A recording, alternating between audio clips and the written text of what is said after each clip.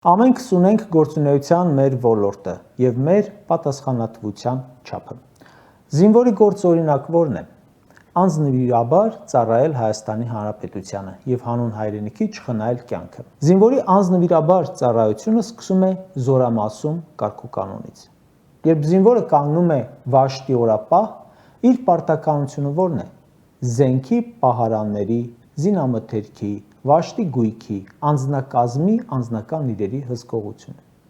Եթե պարտականությունը չկատարեց, օրինակ քնեց,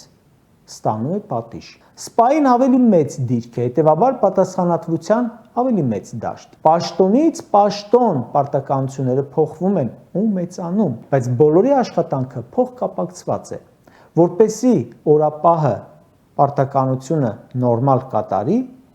նախարարի պարտավորությունն է նրան ծառայության համար պայմաններ ապահովելը։ Չես կարող ասել զինվորը մեղավոր է, որ օրինակ վառարանը վառել է բենզինով, բայց նախարարը մեղավոր չէ, որ զինվորն ապրում է խրճիթում ու վառարանով է տաքանում։ Զինվորը երդվում է կյանքը չխնայել հանուն հայրենիքի, բայց երբ զինվորը գնաց պատերազմ, պետք է գերագույն հրամանատարությունը նրա զոհվելու հավանականությունը որքան հնարավոր է փոքրացնի, առաջին հերթին պաշտպանի օդը, որ 44-օրյա պատերազմի նման զոհերի 95%-ը օդաչուների հարվածներից չլինեն։